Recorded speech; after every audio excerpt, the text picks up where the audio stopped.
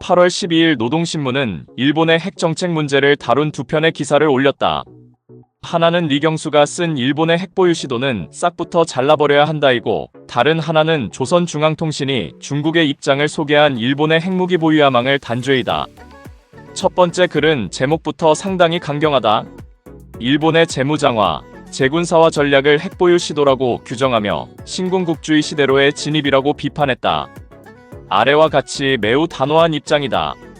핵무기는 절대로 침략과 전쟁 도발, 패권 장악이라는 부정의의 수단으로 도용되어서는 안 된다.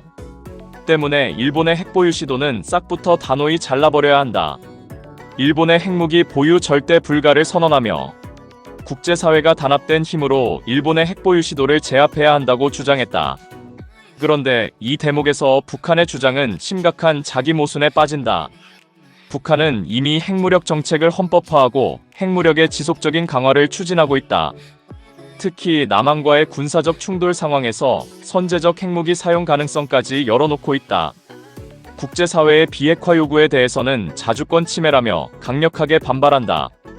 그런 북한이 일본의 핵 문제에 대해서는 국제사회가 공동으로 대응해야 한다고 주장하는 것은 논리적으로 앞뒤가 맞지 않는다. 노동신문이 일본의 핵 문제를 집중적으로 제기한 배경에는 일본 내에서 진행되고 있는 비핵 3원칙 논쟁이 있다. 일본의 비핵 3원칙은 핵무기를 보유하지 않고, 제조하지 않고, 반입하지 않는다는 것이다. 최근 일본에서는 이 가운데 특히 세 번째 원칙인 반입 금지를 계속 유지해야 하는가를 놓고 논쟁이 벌어지고 있다. 고이즈미 신지로 방위상은 7월 중순 인터넷 방송에 출연해 일본은 꺼림없이 핵무기 정책에 대해 논의해야 한다는 발언을 하며 비핵 3원칙에 대한 재검토 가능성을 시사했다. 그에 앞서 다카이치 총리는 이미 작년 11월의 3원칙 가운데 반입금지 원칙의 재검토 필요성을 제기한 바 있다. 일본 정부는 2022년 12월에 3대 안보문서를 개정한 데 이어 올해 재개정을 추진했다. 지난 4월에 전문가 회의를 개최했고 가을쯤에 종합 제안서를 정리하여 정부에 제출할 예정이며 연말에 최종 정부안을 확정할 예정이다. 올해 재개정을 추진하는 이유에 대해 일본은 급변하는 안보 환경을 근거로 들면서 러시아의 우크라이나 침공 이후 프랑스가 핵전력을 증강하고 핀란드는 핵무기 반입을 허용하고 있다며 유럽의 동향을 구체적으로 제시했다.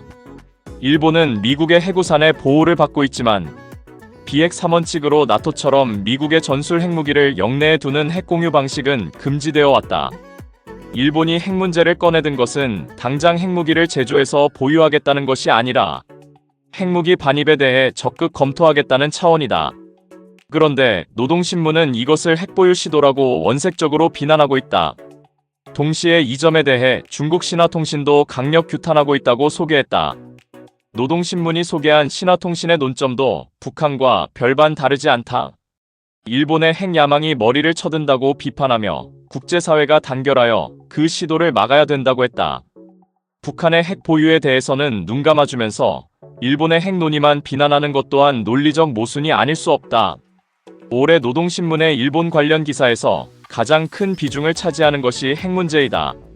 앞서 밝힌 대로 다카이치 총리가 작년 11월의 3원칙 가운데 반입금지 원칙의 재검토 필요성을 제기한 이후부터 노동신문은 일본의 핵보유 야망이라며 신랄하게 비판하기 시작했다. 일본 총리는 올해 8월 6일 히로시마 원폭 투하 81주년 평화기념식 후 기자회견과 9일 나가사키 평화기념식 후 기자회견에 기자들의 관련 질문을 받으면서도 3대 안보문서 개정 가능성을 열어두었다.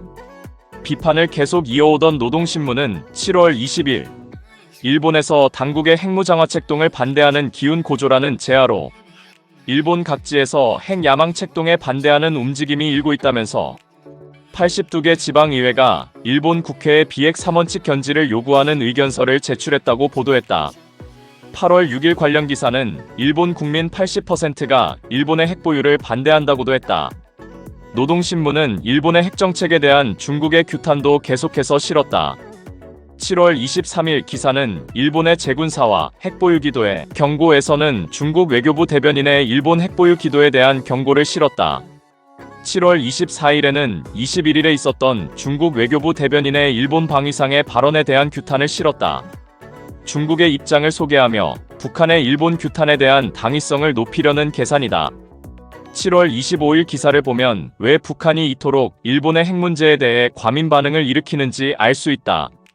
조선중앙통신사의 논평인 일본의 핵정책 개정은 곧 전범국의 핵무장화이다를 실었는데 여기서 그 내용이 나온다. 일본이 선진적인 핵기술을 보유하고 수많은 핵폭탄을 만들 수 있는 플루토니움과 농축우라니움을 저축하고 있으며 이미의 시각에 핵무기의 대량 생산을 실현할 수 있다는 것은 이미 공개된 비밀이다. 이 문장은 일본이 마음만 먹으면 곧바로 핵무기를 제조할 수 있는 능력을 갖췄다는 점에 대해 우려를 감추지 못하는 것이다. 그래서인지 북한은 노동신문을 통해 계속해서 일본의 핵 문제를 강도 높게 비판해왔다. 8월에 들어서는 비난의 강도가 더욱 높아졌다. 8월 2일 일본은 왜 비핵 3원칙을 수정하려 하는가? 8월 2일 일본의 핵보유 야망을 용납하지 말아야 한다고 강조. 8월 9일 일본의 핵무기 보유 시도를 규탄. 8월 10일 공격무기 개발을 다그치고 있는 일본을 규탄. 8월 11일 일본의 방위백서는 전쟁기계 가동의 합법화를 노린 재침백서이다.